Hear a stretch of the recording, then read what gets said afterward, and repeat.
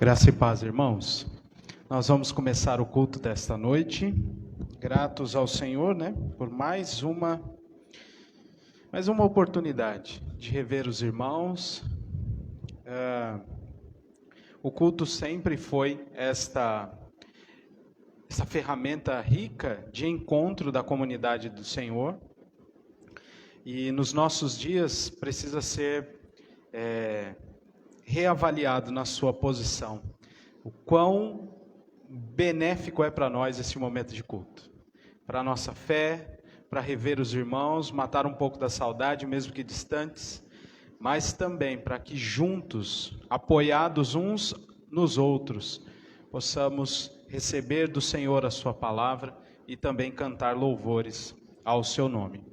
Se dentre as muitas reflexões que essa pandemia nos trouxe, o culto precisa estar no meio todas dessas reflexões, para que a gente, de novo, ressalte, reafirme o valor que o culto tem para a comunidade cristã, ainda que com as limitações, mas esta deve ser uma prioridade para a nossa vida.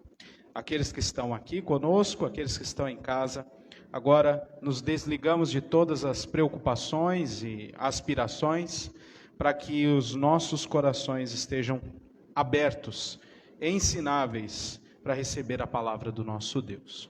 Nós vamos, neste momento, ler a palavra do Senhor, que nos guiará durante todo o culto desta noite. Eu peço a você que abra sua Bíblia em Isaías capítulo 8, e nós leremos a partir do verso 9.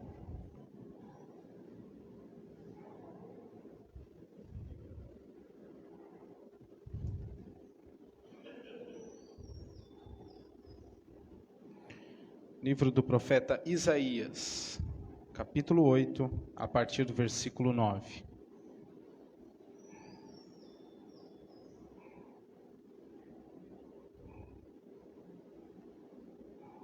Nós vamos ler, irmãos, até o início do capítulo 9, tá bom? Um trecho mais curto, mas para que os irmãos entendam com amplitude a ideia do Senhor comunicar estas verdades ao seu povo. Então, Isaías 8, a partir do verso 9, diz assim a palavra de Deus: Enfurecei-vos, ó povos, e sereis despedaçados. Dai ouvidos, todos os que sois de países longínquos. Cingi-vos e sereis despedaçados. Cingi-vos e sereis despedaçados. Forjai projetos e eles serão frustrados. Dai ordens e elas não serão cumpridas, porque Deus é conosco. Porque assim o Senhor me disse, tendo forte a mão sobre mim, e me advertiu que não andasse pelo caminho deste povo, dizendo: Não chameis conjuração a tudo quanto este povo chama conjuração. Não temais os que eles temem, ou que ele teme, nem tomeis isto por temível. Ao Senhor dos exércitos, a Ele santificai. Seja Ele o vosso temor, seja Ele o vosso espanto. Ele vos será santuário, mas será pedra de tropeço e rocha de ofensa às duas casas de Israel, laço e armadilha aos moradores de Jerusalém. Muitos dentre eles tropeçarão e cairão, serão quebrantados, enlaçados e presos. Resguarda o testemunho, sela a lei no coração dos meus discípulos. Esperarei no Senhor, que esconde o seu rosto da casa de Jacó, e a ele aguardarei. Eis-me aqui, e os filhos que o Senhor me deu, para sinais e para maravilhas em Israel, da parte do Senhor dos exércitos, que habita no monte Sião. Quando vos disserem, consultai os necromantes e os adivinhos, que chilreiam e murmuram, acaso não consultará o povo ao seu Deus? A favor dos vivos, se consultarão os mortos? À lei e ao testemunho. Se eles não falarem desta maneira, jamais verão a alva. Passarão pela terra duramente oprimidos e famintos. E será que, quando tiverem fome, enfurecendo-se, amaldiçoarão ao seu rei e ao seu Deus, olhando para cima. Olharão para a terra, e eis aí angústia, escuridão e sombras de ansiedade, e serão lançados para densas trevas, mas para a terra que estava aflita não continuará a obscuridade. Deus, nos primeiros tempos, tornou desprezível a terra de Zebulon e a terra de Naphtali, mas, nos últimos, tornará glorioso o caminho do mar, além do Jordão, Galiléia dos gentios. O povo que andava em trevas viu grande luz, e aos que viviam na região da sombra da morte, resplandeceu-lhes a luz. Tens multiplicado este povo, a alegria lhe aumentaste. Alegram-se eles diante de ti, como se alegram na ceifa e como exultam quando repartem os despojos. Porque tu quebraste o jugo que pesava sobre eles, a vara que lhes feria os ombros e o cetro do seu opressor, como no dia dos midianitas. Porque toda a bota com que anda o guerreiro no tumulto da batalha, e toda a veste revolvida em sangue serão queimadas, servirão de pasto ao fogo. Porque um menino nos nasceu, um filho se nos deu. O governo está sobre os seus ombros, e o seu nome será Maravilhoso Conselheiro, Deus Forte, Pai da Eternidade, Príncipe da Paz. Para que se aumente o seu governo e venha a paz sem fim sobre o trono de Davi e sobre o seu reino, para o estabelecer e o firmar mediante o juízo e a justiça, desde agora e para sempre. O zelo do Senhor dos Exércitos fará isto. Este texto é maravilhoso e, lido nesta sequência, torna ainda mais glorioso o fato de que Deus transforma plenamente a tristeza, a angústia em alegria, e o faz por meio do maravilhoso conselheiro, do Deus forte, do Pai da eternidade, do Príncipe da paz, que é o Senhor Jesus Cristo. A Ele seja a honra, a glória e o louvor, porque pela fidelidade de Deus é que nós, seu povo, saímos de uma situação de tristeza, de angústia, e agora temos a graça de poder viver em paz com Deus e no futuro ter dos nossos olhos toda lágrima enxuta. É a este Cristo maravilhoso, o Príncipe da Paz, que viemos adorar neste dia, e é por intermédio dele que chegamos ao trono da graça. Então, preparados como fomos neste texto, nós vamos orar ao Senhor, adorando o nosso grandioso e redentor Deus. Eu vou convidar neste momento o nosso irmão presbítero José, que nos dirija nesta oração. Vamos orar ao Senhor.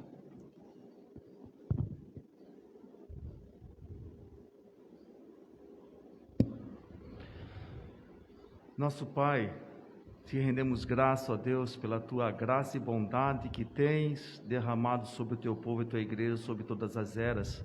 Obrigado pelo teu plano de salvação, que por graça e misericórdia executasse, Senhor, na pessoa do teu Filho amado Jesus Cristo. Nós te bendizemos por isso.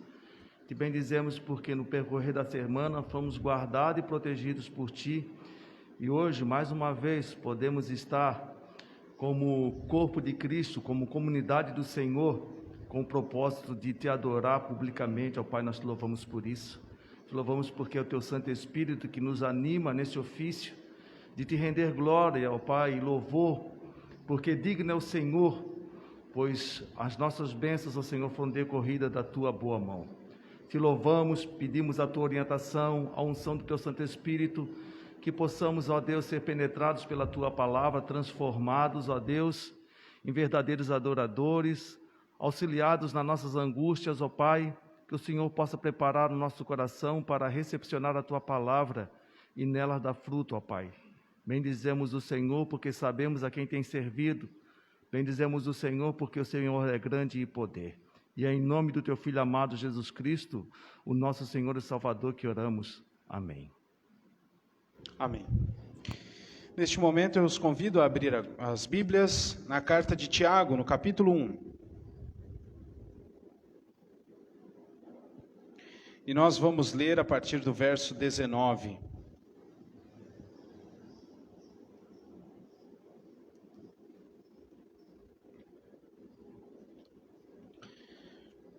Nosso Deus enviou Cristo ao mundo para nos libertar, para conduzir pessoas à verdadeira adoração.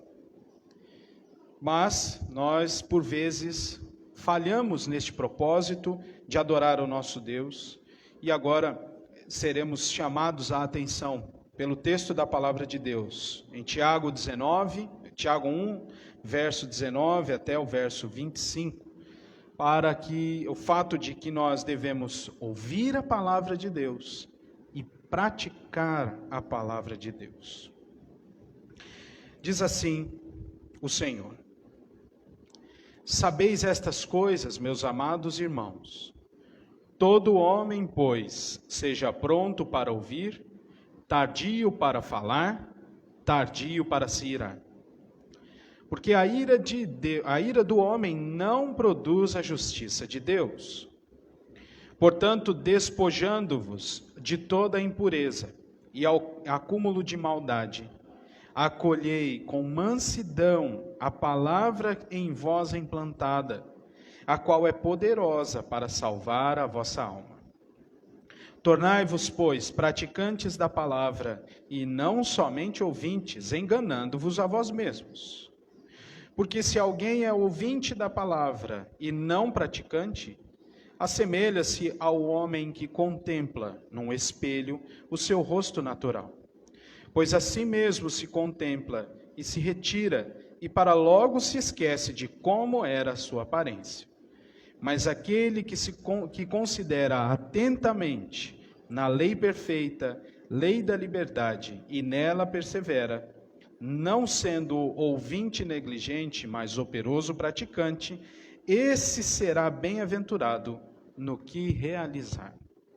A palavra de Deus vem até nós e transforma o nosso coração.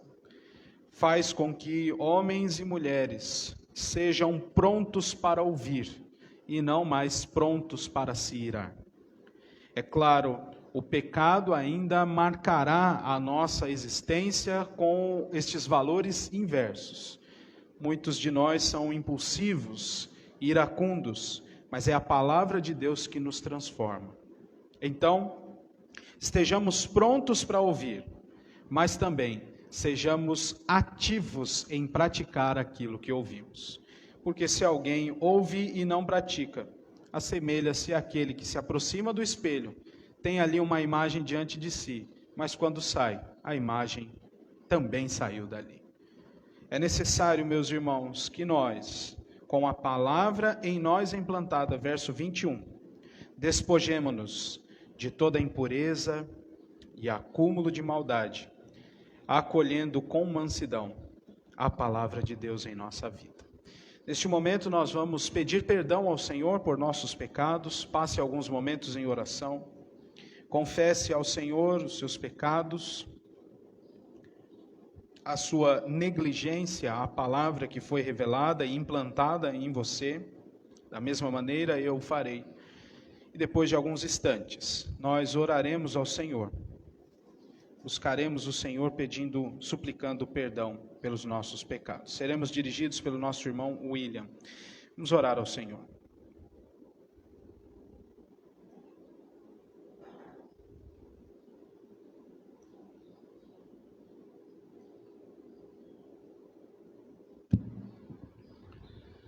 Senhor, obrigado por mais um dia, Pai. Obrigado por permitir nos reunirmos aqui, porque o Senhor trouxe cada um aqui em segurança. Que como o texto fala, Pai, que nós sejamos tardios em nos irar, que a gente possa ouvir a palavra e que Teu Santo Espírito nos capacite a não só ouvir, mas a praticar a Tua Santa Palavra, Pai. Que o Teu Santo Espírito nos transforme à imagem de Jesus Cristo, Teu Filho amado, que possamos ler Tua Palavra e lembrarmos dia a dia, lembrarmos dela no nosso trabalho, na nossa família, nas coisas ordinárias do dia, Pai. Não somente no nosso momento de oração em casa, mas em todos os momentos, dando glória ao Teu nome em tudo que fazemos. No nome do Teu Filho amado, eu oro. Amém. Amém. Meus irmãos, nós vamos cantar ao Senhor, gratos pelo perdão concedido e na certeza de que Ele nos perdoa e nos recebe de novo na comunhão com o nosso Deus. Eu vou convidar você que fique em pé e nós vamos cantar 2 cânticos, Jesus em Tua Presença e Diante da Cruz. São cânticos conhecidos, os irmãos vão se lembrando à medida em que nós cantamos. Você também que trouxe seus dízimos e ofertas, pode depositá-los aqui no gasofilácio. Vamos cantar ao Senhor.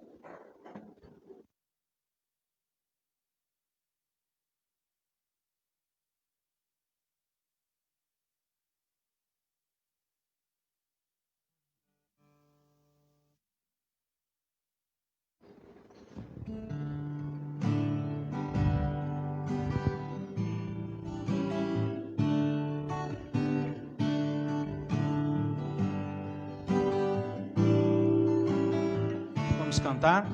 Jesus, em Tua presença, reunimos-nos aqui, contemplamos Tua face e rendemos-nos a Ti, pois um dia a Tua morte trouxe vida a todos nós e nos deu completo acesso ao coração do Pai. Do início.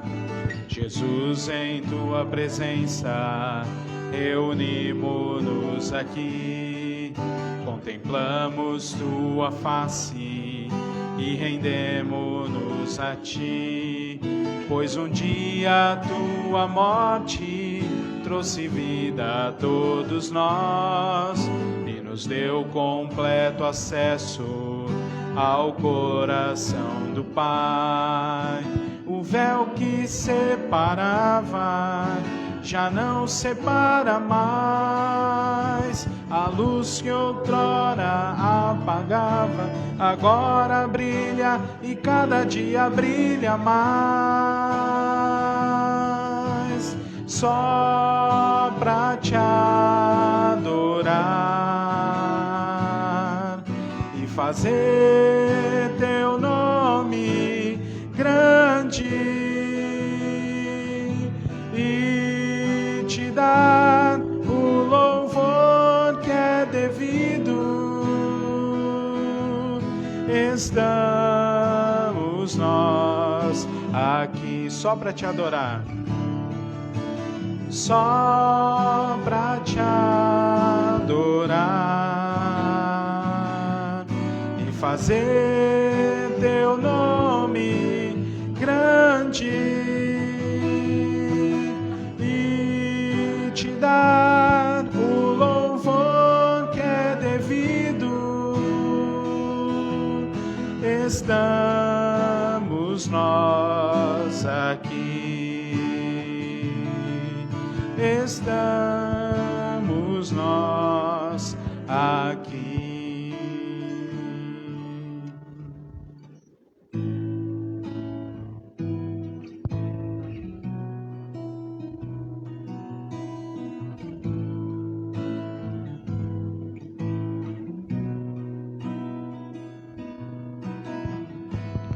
Ó Deus, me sondas, conheces-me,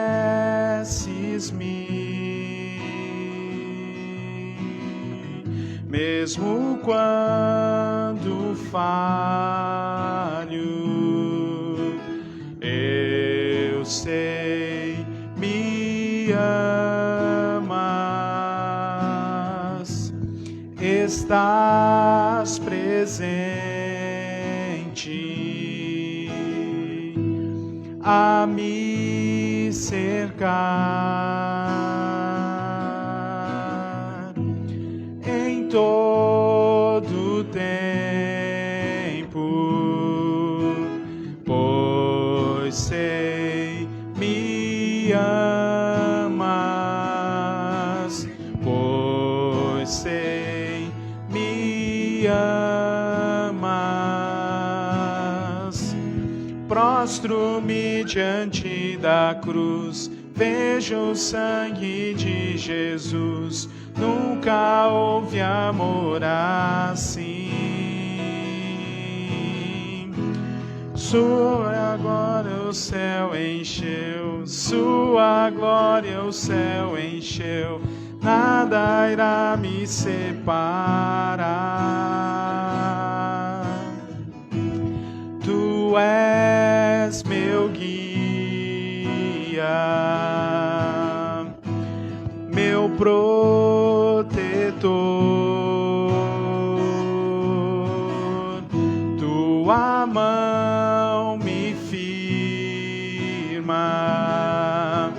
eu sei, me amas, eu sei, me amas.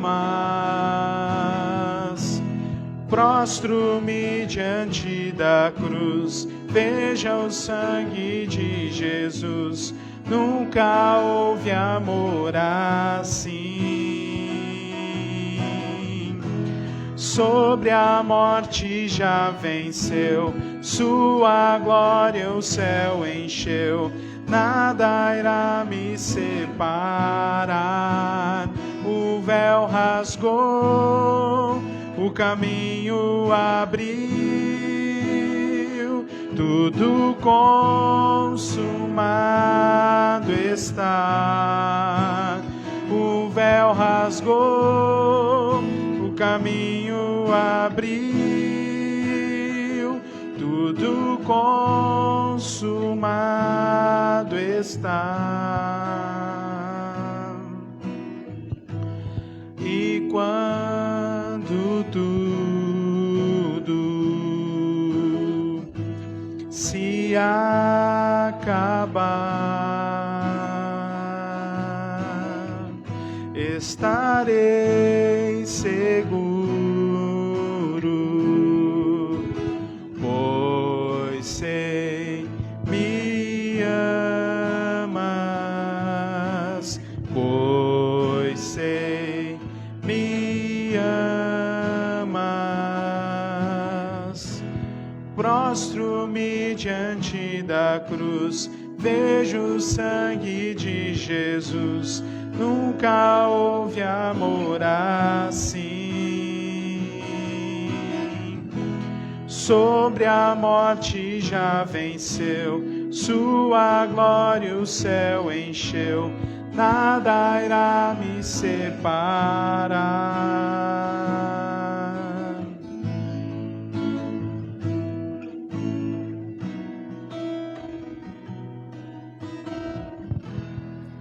Amém. Os irmãos podem se assentar.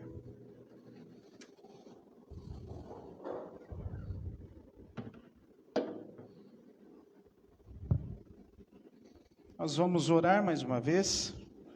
E eu convido a nossa irmã Cris que nos dirija ao Senhor numa oração de gratidão. Vamos orar.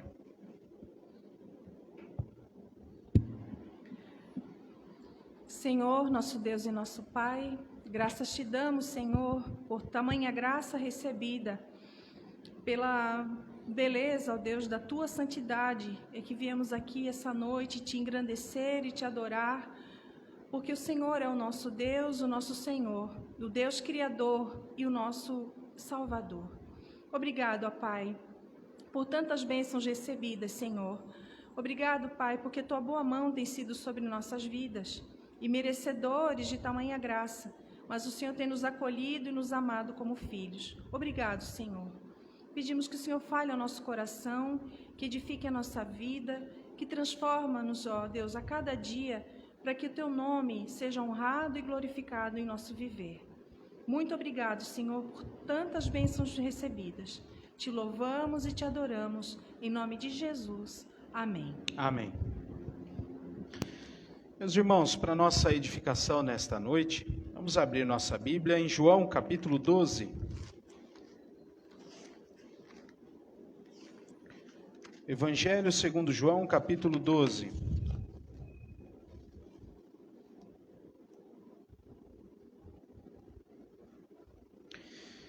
E nós vamos ler do verso 44 ao verso 50. Eu sei, da última vez que nós estudamos o Evangelho de João, nós paramos ali no verso 11. E hoje nós vamos começar pelo fim e depois vamos fazendo referência aos trechos pelos quais não passamos e assim encerraremos o capítulo 12. Então, Evangelho de João, capítulo 12, do verso 44 ao verso 50. E assim, então, nos diz a palavra de Deus. E Jesus clamou, dizendo: quem crê em mim, crê não em mim, mas naquele que me enviou. E quem me vê a mim, vê aquele que me enviou. Eu vim como luz para o mundo, a fim de que todo aquele que crê em mim não permaneça nas trevas. Se alguém ouvir as minhas palavras e não as guardar, eu não o julgo, porque eu não vim para julgar o mundo, e sim para salvá-lo. Quem me rejeita e não recebe as minhas palavras, tem quem o julgue. A própria palavra que eu tenho proferido, essa o julgará no último dia.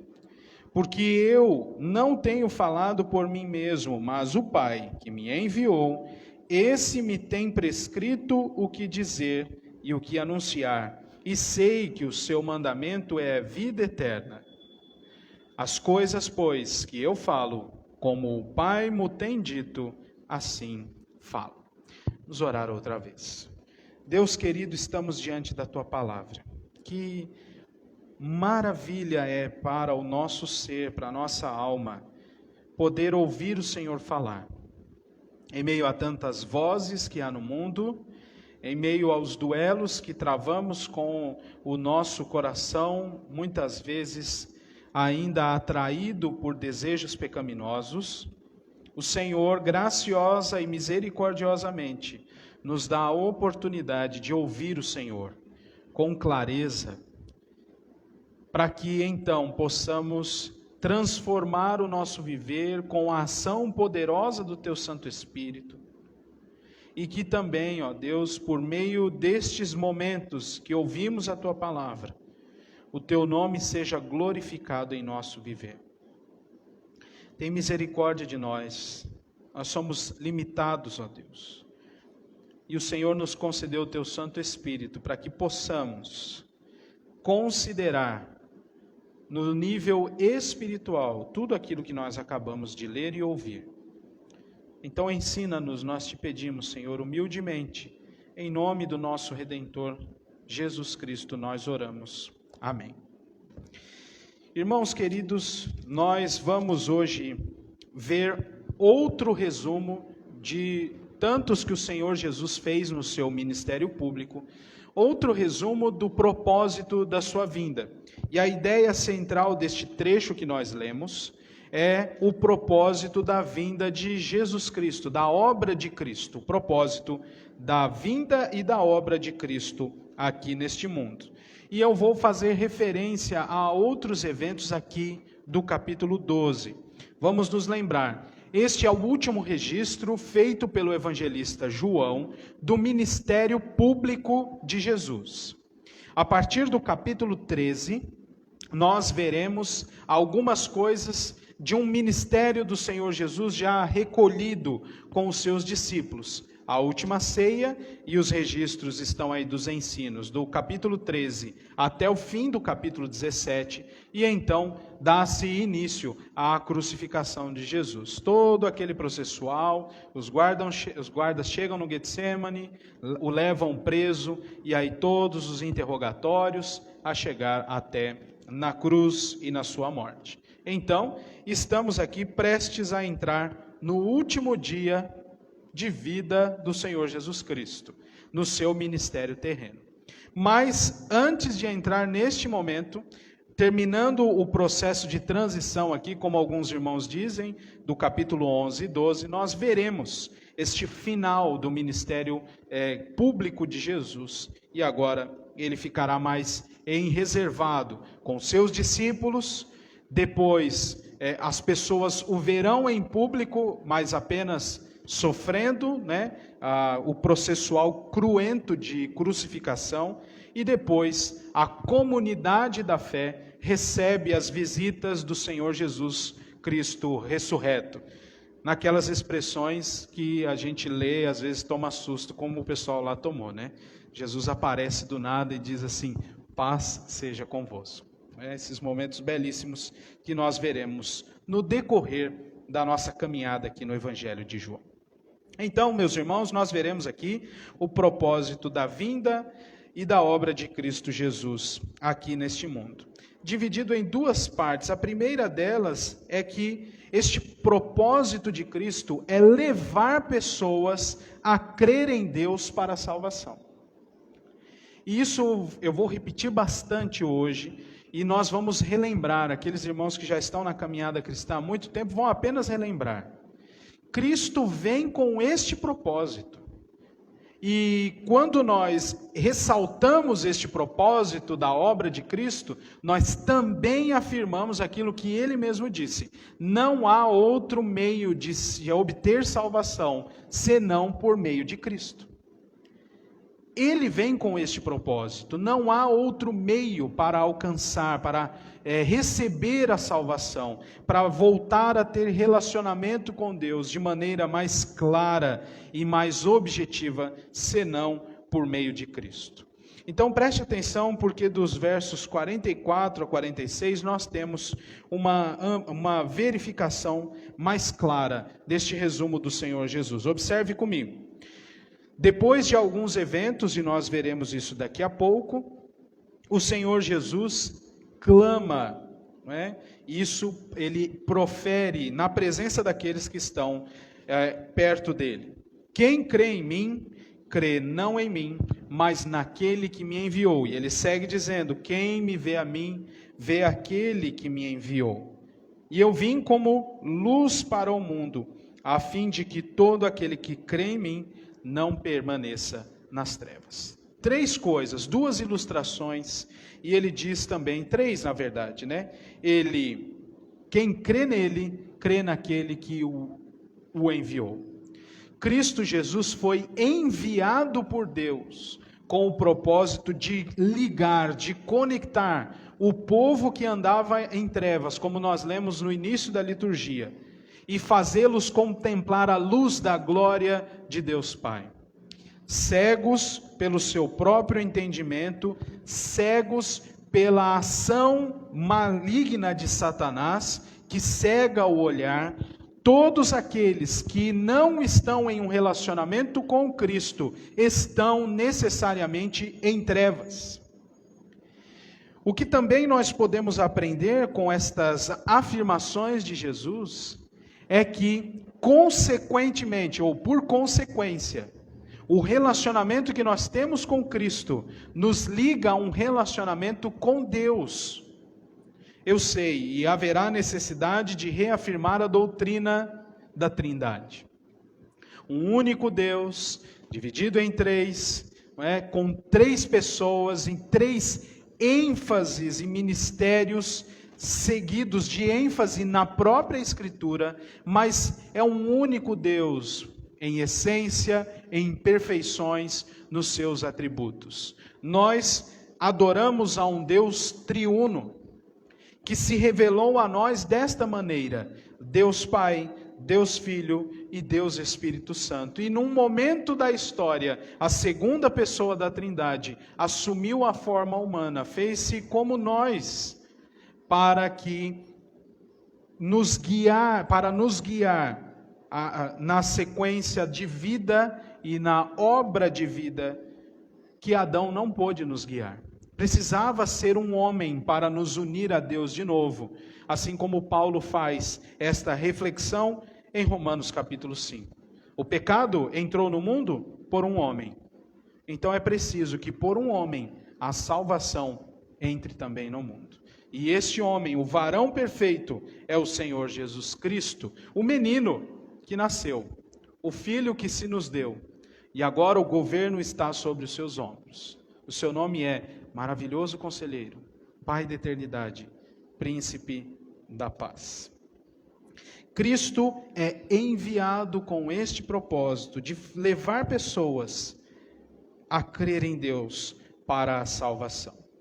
E aí Jesus utiliza essa expressão no verso 46, essa ilustração. Ele vem como luz em meio às trevas, luz para o mundo que está em trevas. Todo o universo, incluindo os homens, compõe esta ideia de mundo. Aqui, Jesus não está fazendo a relação de mundo como nós crentes fazemos, né? Eu era do mundão lá, e agora eu sou de Deus. Não é essa relação, ela é verdadeira, ela é verificável. Mas não é isso que Jesus está fazendo aqui. Quando Jesus diz, eu venho para o mundo, ele afirma a ideia do mundo ser o universo criado por ele. Ele vem para a sua própria criação. Assim como ele disse lá no capítulo de número 3, quando afirmou que Deus amou o mundo de tal maneira que deu o seu Filho unigênito, para que todo aquele que nele crê não pereça, mas tenha a vida eterna. O mundo aqui, portanto, constitui-se no universo criado por Deus, incluindo os homens, mas também aquela oposição contra Deus manifesta por Satanás e suas hostes, bem como os homens que não creem em Deus. Cristo vem para este mundo criado, mas vem também para lançar luz neste mundo que jaz no maligno, que está em trevas. E a continuação deste clamor do Senhor Jesus é extremamente interessante. E nos diz que, ao vir ao mundo como luz em meio às trevas, em sua proclamação, ele conduz pessoas à salvação, aqueles que recebem a sua palavra, mas aqueles que a rejeitam, não invalidam a sua palavra, ela continua ativa, mas serão julgados pela proclamação que ele realizou.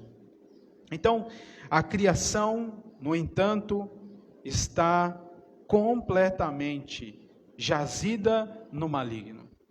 E o Senhor Deus, por intermédio de Cristo Jesus, vem também com o propósito de restaurar a criação.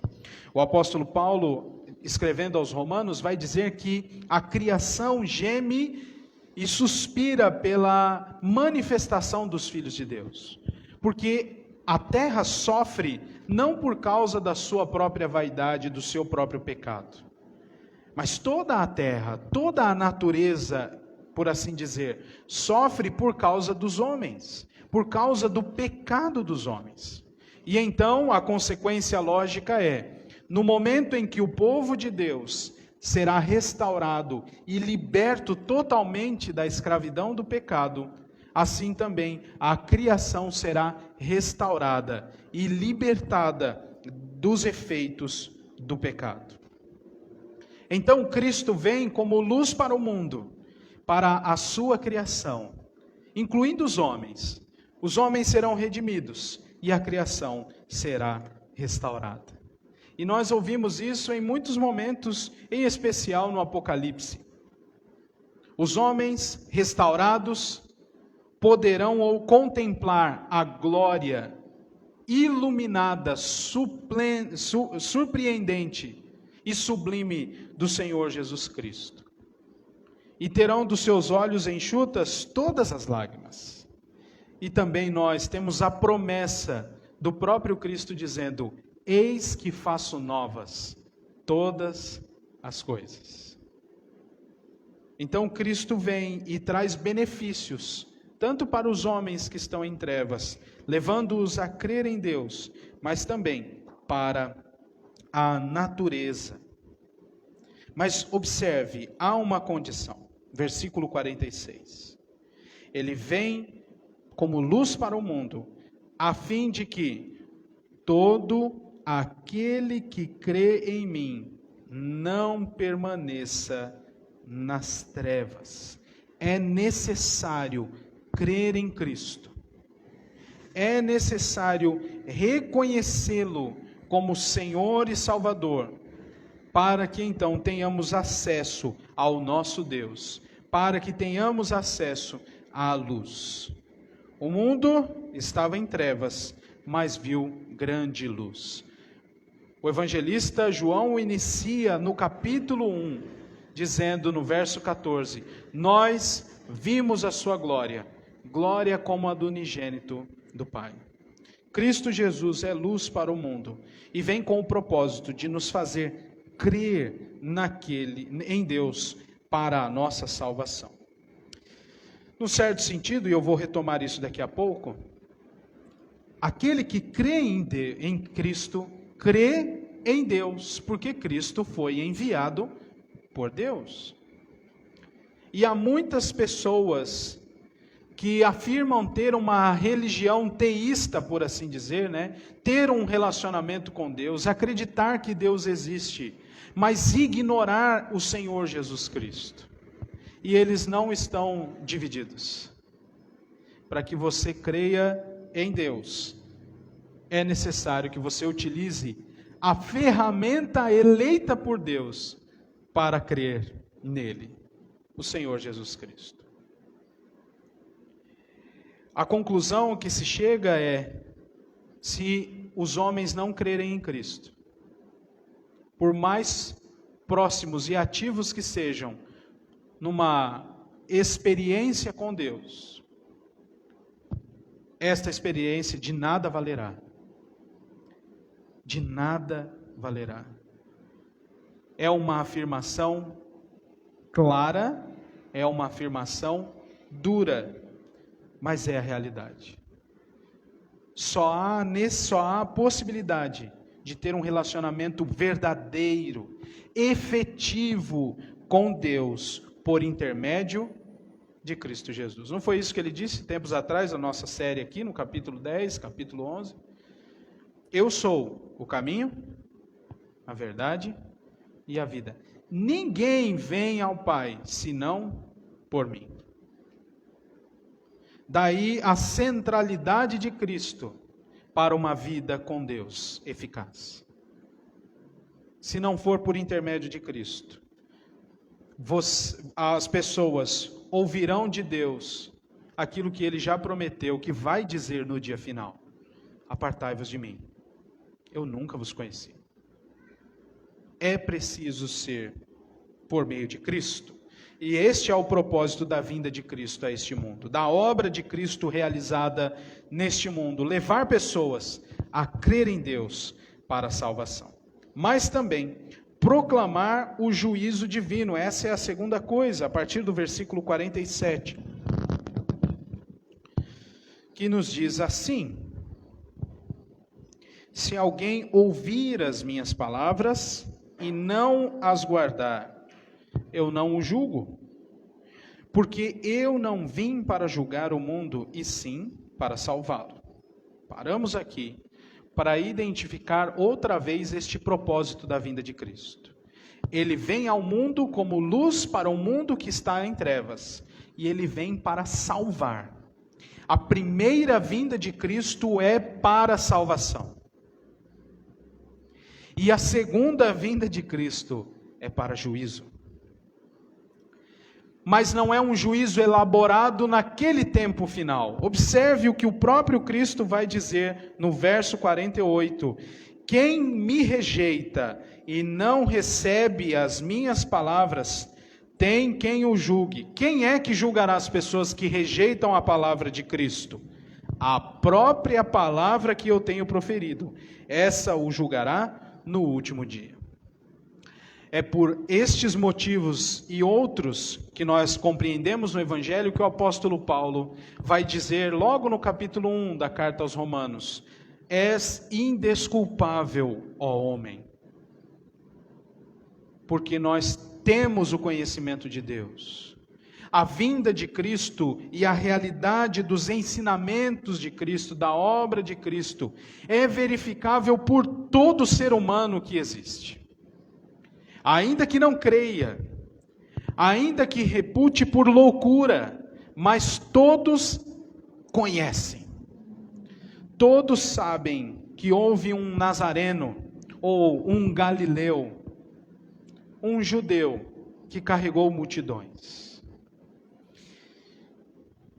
Há comunidades que reconhecem a sabedoria de Jesus Cristo, mas não creem nele, como o enviado Salvador de Deus. E fazem pior, o colocam em pé de igualdade com tantos outros sábios que já existiram no mundo. É por isso que algumas comunidades, por mais secretas que sejam, em suas lojas espalhadas pelo país desde há muito, não são compatíveis com a fé cristã. É por isso. Por colocar o Senhor Jesus em pé de igualdade com outras pessoas afirmadas, reputadas por sábios ao longo da história do mundo. Mas Cristo não é apenas um homem sábio. Ele é Deus. Ele é o Deus enviado pelo Deus Pai como luz para o mundo, para proclamar justiça e juízo, levando pessoas a crer em Deus. Observe, meus irmãos, observem esta afirmação tão clara e tão categórica. O Senhor Jesus veio ao mundo para salvar, e salva por meio das suas palavras, salva pelos sinais que apontam para quem Ele é. E a sua obra e os seus ensinos conduzem pessoas àquele que o enviou, o Senhor nosso Deus. A conta fecha. É bem simples. Mas quem não recebe as palavras do Senhor Jesus, a própria palavra que Ele proclama, julgará estas pessoas no último dia. Há um julgamento em curso, meus queridos. E este julgamento em curso está apenas inserindo peças num processo judicial. E a igreja faz parte deste movimento. No movimento de proclamar a verdade do Senhor Jesus. Independente de pessoas. Se elas vão receber bem ou não. Se elas virão à igreja ou não. Se converterão ou não. Nós somos chamados a proclamar a palavra de Cristo. E proclamando a palavra de Cristo, Ele mesmo fará a sua obra, salvando pessoas. E aqueles que rejeitam esta palavra proclamada, já estarão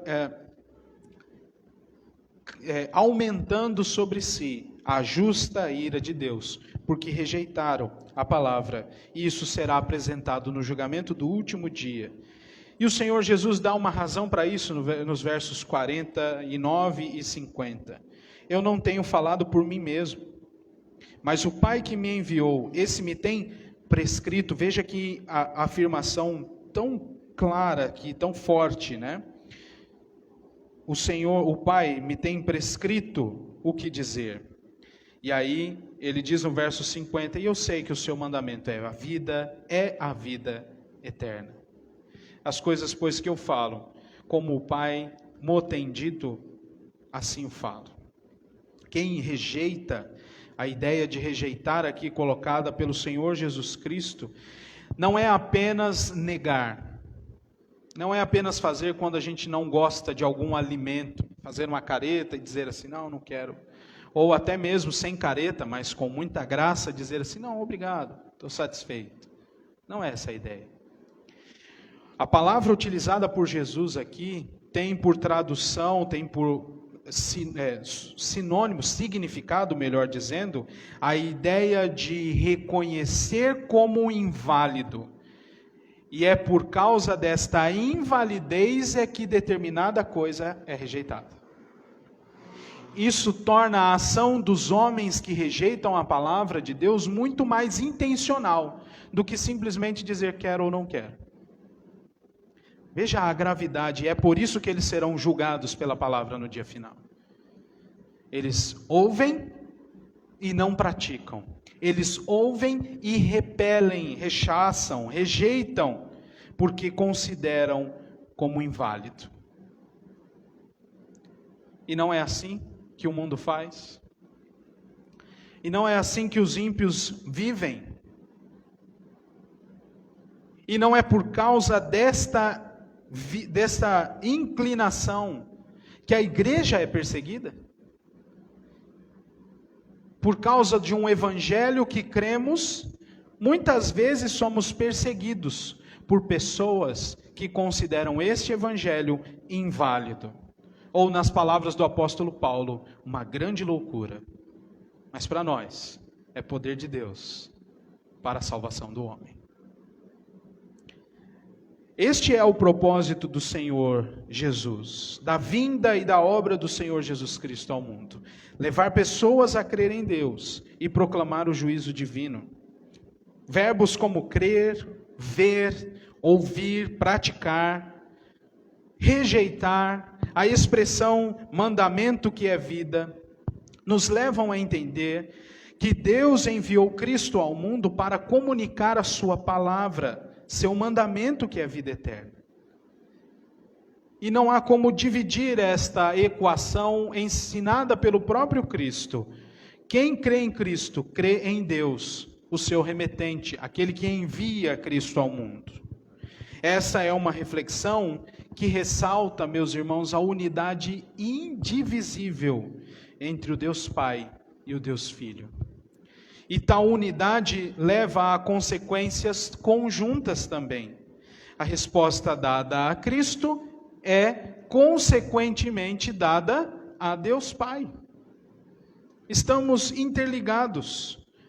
E aqui nós lembramos de novo a doutrina da Trindade, porque é o Espírito Santo, a terceira pessoa da Trindade, quem faz com que as palavras produzam fé e direcionem esta fé ao seu objeto único, que é o Senhor Jesus Cristo.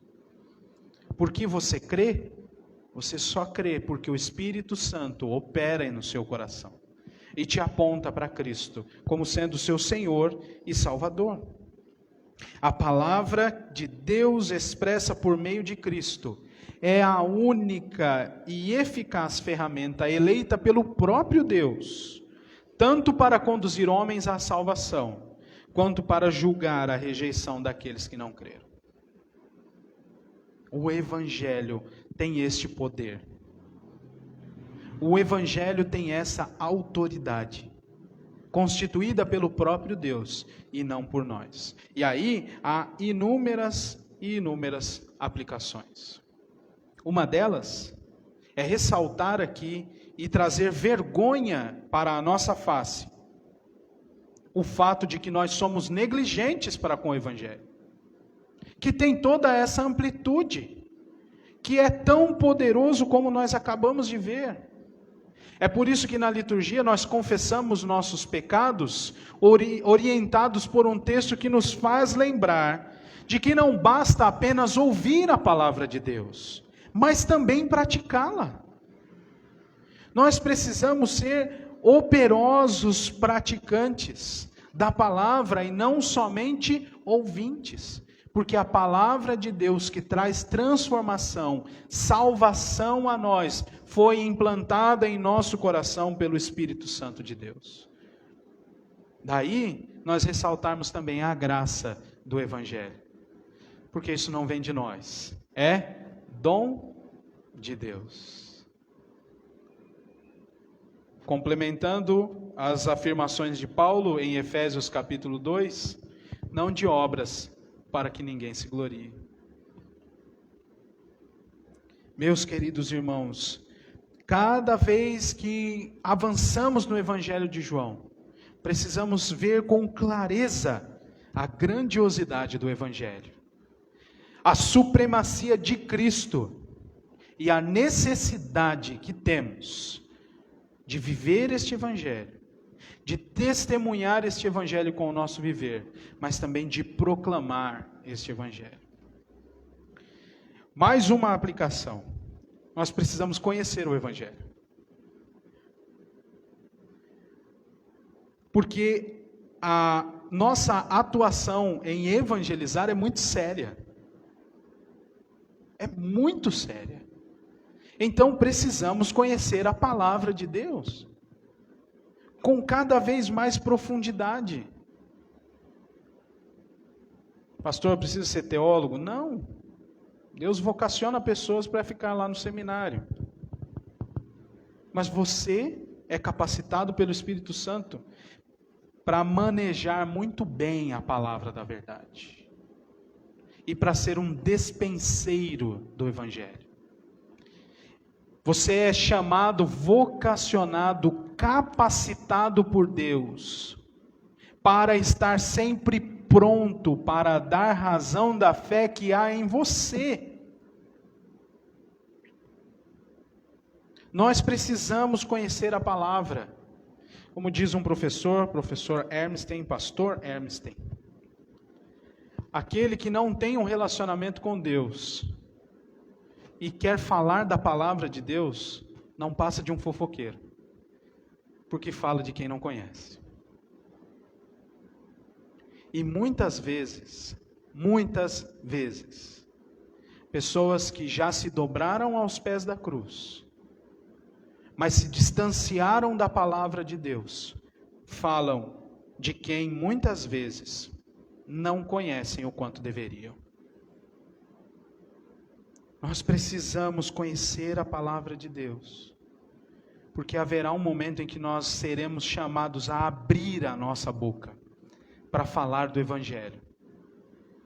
E assim como Cristo fez, conduzir pessoas à salvação por causa desta proclamação. É a palavra quem os levará. Mas também deixar sobre estas pessoas o juízo de Deus, porque elas vão rejeitar. Então precisa ser preciso. Precisa ser com intencionalidade. Precisa ser com conhecimento. Para que nós não sejamos pedra de tropeço para aqueles que nos ouvem. Mas ainda assim eu gostaria de trazer outras aplicações e queria que você visse comigo alguns trechos em que no próprio ministério de Cristo esta relação que nós acabamos de aprender fica evidente. Então o primeiro passo aqui é do verso 12 ao verso 19 do capítulo de número 12. Observe aí. Todos estes eventos que vão acontecer e que nós vamos ler aqui, que aconteceram, que nós vamos ler, ressaltam esta ideia de que Cristo foi enviado por Deus. Olha só, verso 12. No dia seguinte àquilo que aconteceu em Betânia, o Senhor Jesus foi ungido por Maria, lembram-se disso? Quebrou lá o vaso, e enxugou os pés com os seus cabelos. Então, no dia seguinte, a numerosa multidão que viera à festa, tendo ouvido que Jesus estava de caminho para Jerusalém, tomou ramos de palmeiras e saiu ao seu encontro, clamando. Olha só que interessante. Hosana, bendito o que vem em nome do Senhor, que é Rei de Israel. E Jesus, tendo conseguido um jumentinho, montou-o, segundo está escrito. Não temas, filha de Sião, eis que o teu rei aí vem, montado em um filho de jumenta. Se você tem referência cruzada, você vai ver que esta é uma citação do profeta Zacarias, capítulo 9, verso 9. Se você não tem, anota aí. Se não tem, depois você me pergunta e eu falo de novo. Verso 16. Seus discípulos, a princípio, não compreenderam isto. Quando, porém, Jesus foi glorificado, então eles se lembraram de que estas coisas estavam escritas a respeito dele, e também de que isso lhe fizeram. Dava, pois, testemunho disso a multidão, que estivera com ele, quando chamara a Lázaro do túmulo e o levantara dentre os mortos. Por causa disso também, a multidão lhe saiu ao encontro, pois ouviu que ele fizera este sinal. De sorte que os fariseus disseram entre si, vede que nada aproveitais. Eis aí, vai o mundo após ele. Aqui essa expressão dos fariseus é assim, eles já abriram mão, aí não tem mais o que fazer mesmo, vai todo mundo atrás dele, a gente precisa dar um jeito de matar esse homem. Né? É mais ou menos deste modo. Mas veja que interessante, pessoas clamam com suas vozes, entoam estes louvores ao bendito que vem em nome do Senhor, apontando para Cristo. Cristo chega, entrando em Jerusalém, e as pessoas cantam isso em relação a Cristo. E o que há de mais triste em ver esta afirmação e esta cena tão gloriosa é que, no verso 16, os seus discípulos vão lembrar disso no futuro. Mas é bem verdade que muitos desses que clamaram, bendito é o que vem em nome do Senhor, no futuro, daqui a pouquinho, vão gritar, crucificam. Apenas os seus discípulos compreenderam que ele, de fato, era o bendito que vem em nome do Senhor, verso 13, que é Rei de Israel. O Senhor Jesus vem com este propósito. A segunda aplicação que nós temos é do verso 20 até o verso 36, onde o próprio Cristo reafirma que é necessário seguir e servi-lo, e estas ações de segui-lo e de servi-lo levarão as pessoas à vida eterna. Veja aí comigo. Ora, entre os que subiram para adorar durante a festa, havia alguns gregos.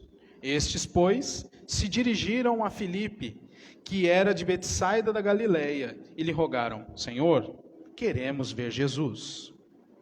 Filipe foi dizê-lo a André e Filipe o comunicaram a Jesus. Respondeu-lhe Jesus, preste atenção. Verso 23. É chegada a hora de ser glorificado o Filho do Homem. Em verdade vos digo, se o grão de trigo caído na terra não morrer, fica ele só.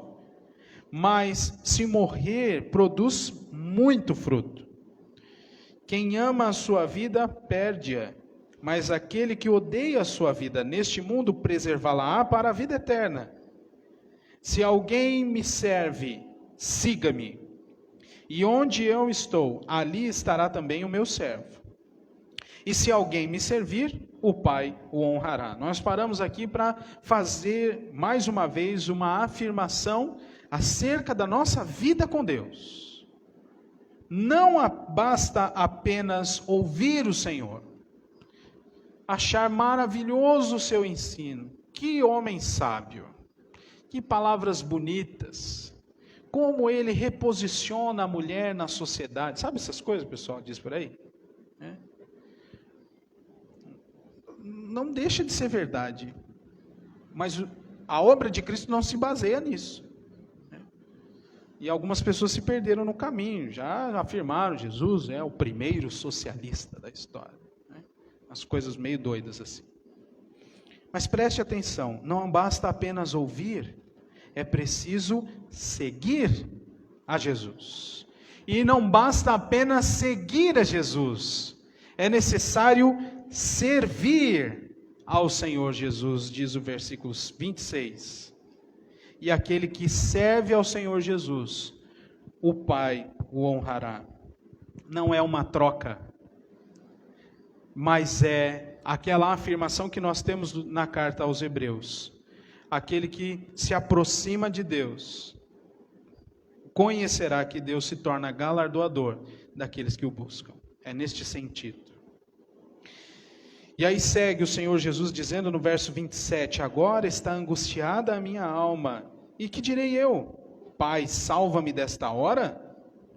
Mas precisamente com este propósito vim para esta hora. Ele veio para morrer. E aí ele exclama, Pai, glorifica o teu nome. Então veio uma voz do céu. Eu já o glorifiquei, e ainda o glorificarei. A multidão, pois, que ali estava, tendo ouvido a voz, dizia ter havido um trovão. Outros diziam, foi um anjo que lhe falou. Então Jesus explicou, não foi por mim que veio esta voz, e sim por vossa causa. Chegou o momento de ser julgado este mundo, e agora o seu príncipe será expulso. E eu, quando for levantado da terra, atrairei todos a mim mesmo. Isto dizia, significando de que gênero de morte estava para morrer. Faz um comentário aqui o apóstolo João. E aí volta para as palavras de Jesus e para as palavras da multidão. Replicou-lhe a multidão. Nós temos ouvido da lei que o Cristo permanece para sempre. E como dizes tu ser necessário que o Filho do Homem seja levantado? Quem é o Filho do Homem? Respondeu-lhe Jesus, Ainda por um pouco a luz está convosco. Andai enquanto tendes a luz, para que as trevas não vos apanhem. E quem anda nas trevas não sabe para onde vai. Enquanto tendes a luz, crede na luz, para que vos torneis filhos da luz. Jesus disse essas coisas e, retirando-se, ocultou deles. E aqui termina mesmo este ministério, esta parte mais pública do Senhor Jesus Cristo. E Jesus afirma, e o apóstolo João ressalta esta ideia, de que o juízo de Deus virá contra os rebeldes, retribuindo-lhes a rejeição com endurecimento de coração. Bem semelhante àquilo que Deus fez com Faraó lá no Egito. Ele vem e diz: eu sou o Senhor, Deus desse povo aqui, deixa o meu povo ir. E aí Faraó diz: não vão. Então Deus endurece o seu coração, retribuindo esta rejeição de sua palavra. Meus irmãos, isso continua acontecendo. Por isso que eu disse agora há pouco em uma das aplicações. É muito séria a nossa tarefa de evangelização. Porque no momento em que comunicamos, se o ouvinte rejeitar a palavra do Evangelho, o Senhor Deus retribuirá, endurecendo o seu coração. E aí o apóstolo João faz uma das afirmações, para mim, mais graves aqui no Evangelho. Versículo 37. E embora tivesse feito tantos sinais na sua presença, não creram nele.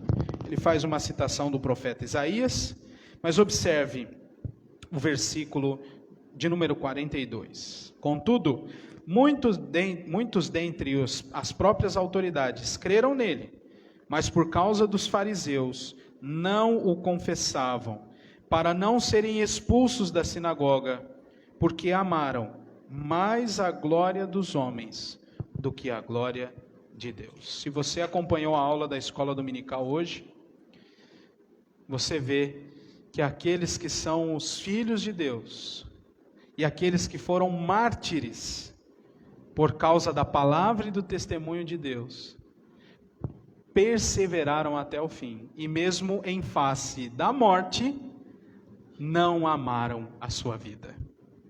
Diz lá o texto que nós lemos hoje de manhã. Invertendo, quem crê em Cristo, ele já disse aqui, quem amar a sua vida neste mundo, vai perder. Mas quem odiar a sua vida neste mundo, preservá-la para a vida eterna. Esta é a conta dos filhos de Deus. E aí, meus irmãos, nós chegamos ao fim deste texto e ao fim também do capítulo 12. E eu quero encerrar aqui com mais uma aplicação. Nós elegemos os nossos próprios redentores, vez após vez. Já percebeu? E quando nós o fazemos, rejeitamos o nosso próprio Deus, num movimento de idolatria.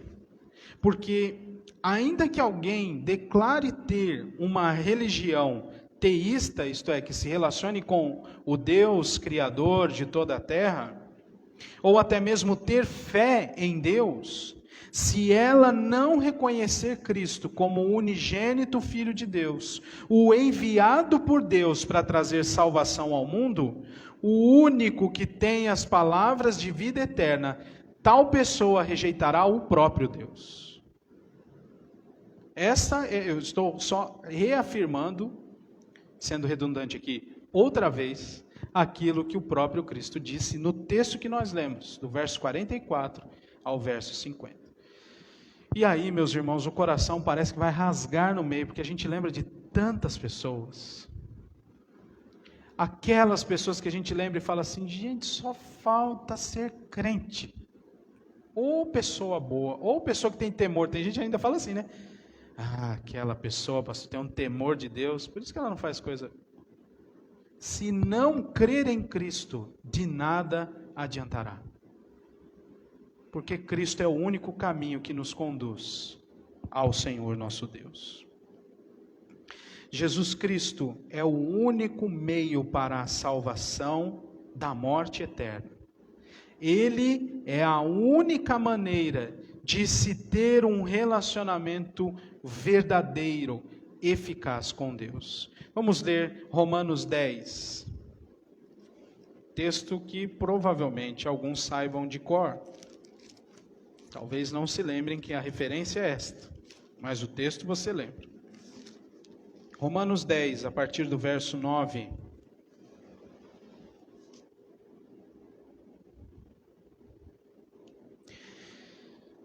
Romanos 10, 9. Se com a tua boca confessares Jesus como Senhor, e em teu coração creres que Deus o ressuscitou dentre os mortos, serás salvo. Porque com o coração se crê para a justiça, e com a boca se confessa a respeito da salvação. Porquanto a Escritura diz, todo aquele que nele crê não será confundido. Pois não há distinção entre judeu e grego. E nós vimos os dois grupos aqui, né? Neste evento com o Senhor Jesus. Uma vez que o mesmo é o Senhor de todos, rico para com todos os que o invocam. Porque todo aquele que invocar o nome do Senhor será salvo. Como, porém, invocarão aquele em quem não creram? E como crerão naquele de quem nada ouviram?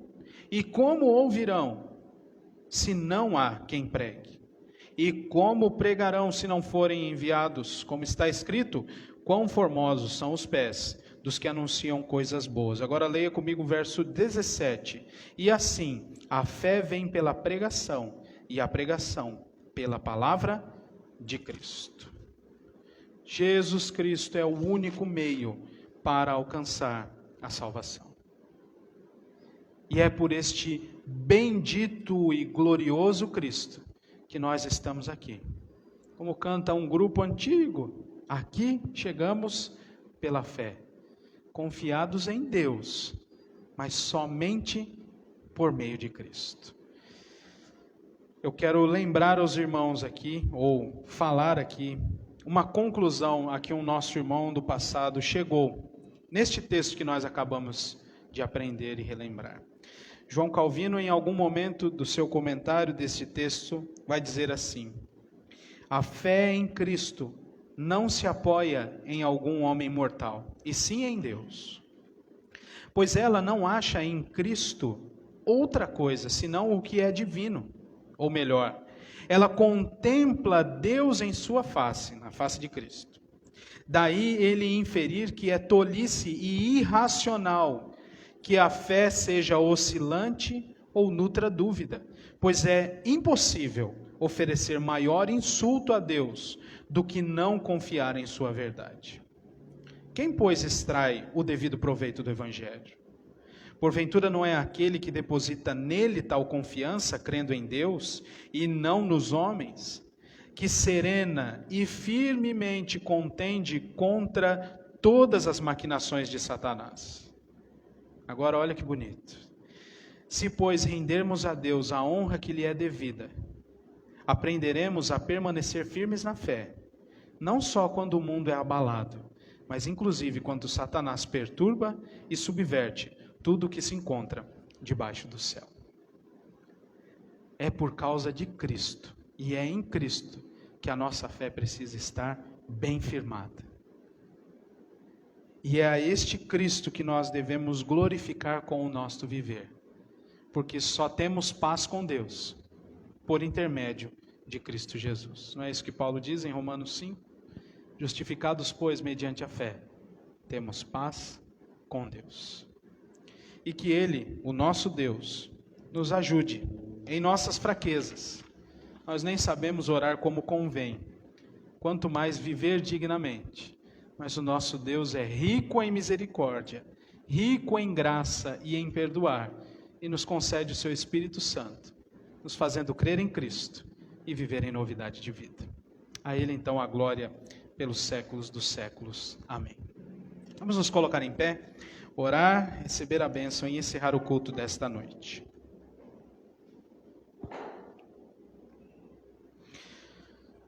Ó Deus Santo, Tu és tremendo e magnificado é o Teu nome em toda a terra. Te louvamos, ó Deus, por poder conhecer-te.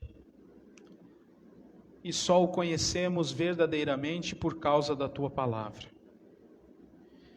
Obrigado por operar a transformação em nosso coração pelo Teu Santo Espírito e nos fazer ver com clareza a glória de Cristo. Aquele que o Senhor enviou para trazer salvação e para comunicar liberdade aos que estavam cativos, cura àqueles que estavam enfermos e libertar todos aqueles que o Senhor amou antes da fundação do mundo, mas que até a vinda de Cristo estavam presos na região da sombra da morte. E o Senhor fez brilhar a luz sobre nós. Te louvamos por isso. Te agradecemos por tão grande salvação. E te pedimos que o Senhor nos ajude, nos transforme, Senhor, para que vivamos de forma digna diante de Ti, honrando esta obra maravilhosa do Senhor Jesus Cristo, dando testemunho dela em nosso viver e também proclamando as virtudes daquele que nos chamou das trevas para a sua maravilhosa luz. Muito obrigado pelo estudo da Tua palavra, Senhor, livre, claro. Obrigado pelo Teu Santo Espírito que nos faz entender a Tua palavra assim, apesar das nossas imperfeições. Dá-nos uma boa semana na Tua presença, uma semana diferente, porque aprendemos mais sobre Ti e precisamos ser praticantes da Tua palavra e não somente ouvintes. Guarda-nos, ó Deus, dos males, guarda-nos deste vírus e faz-nos, ó Deus, viver para o louvor da Tua glória. Nós Te agradecemos por este culto bendito, em nome de Jesus. Amém. E agora, irmãos, que a graça do nosso Senhor e Salvador Jesus Cristo, que o amor de Deus Pai, e que o ensino, as consolações e a companhia constantes do Espírito Santo estejam sobre todos nós, até a volta daquele em quem cremos e a quem amamos, Jesus Cristo. Amém. Os irmãos podem se assentar. Nós chegamos ao final do nosso culto e apenas um aviso. Na semana que vem, como eu disse, eu substituirei o pastor Edmar lá na primeira igreja de Itajaí. Ele está descansando com a família e de férias e eu vou substituí-lo. Então, estará pregando aqui conosco pela primeira vez o seminarista Caio. Voltou de São Paulo depois do seu primeiro ano lá de seminário e voltará e estará conosco aqui no culto à noite. No domingo pela manhã, escola dominical normal aqui, como nós fizemos, daremos continuidade aos nossos estudos no livro do Apocalipse. Ore pela nossa irmã Neuza, em recuperação, pelo nosso irmão Wilson, que carece aí de urgência na cirurgia para religar o tendão de Aquiles. Eu não sei se fala isso, viu, doutor? É religar mesmo? Não, né? Botar lá no lugar que rompeu, né? Ore também por dois pastores em São Paulo, o pastor Jorge Correia, que está tendo assim muitas decorrências do Covid, primeiro um infarto, depois uma trombose, então a situação está bem complicada, e pelo pastor Jubal, acabou de ser eleito na igreja nossa lá de origem, né, em Poá, e está internado há uma semana na UTI com Covid. Inclusive já mudaram para a casa pastoral, foi um baque assim, tanto para a igreja de onde ele veio, quanto para a igreja que está esperando para que ele comece esse novo trabalho. Então ore pelos irmãos, orem pela família e para a restauração da saúde do nosso irmão pastor Jubal. E uma última coisa, tá bom? Só uma paciência aí. O Miguel, o meu filho, ficou chateado hoje, porque amanhã é aniversário dele. Ele falou: pai, o senhor não falou do meu aniversário. Eu falei: mas filho, a gente fala quando passa o aniversário. Aí ele: mas semana que vem eu não vou estar aqui, eu vou estar lá na casa da avó, então tudo bem, eu vou falar hoje à noite, tá bom? Miguel, parabéns, Deus te abençoe, tá bom? Amanhã ele vai fazer 7 anos, viu? Falei aqui, tá bom? Depois o pessoal te manda um abraço, tá? Irmãos, nossas atividades continuam ao longo da semana e que Deus nos abençoe e nos dê uma semana repleta da sua graça e da sua misericórdia. Até mais, Deus abençoe.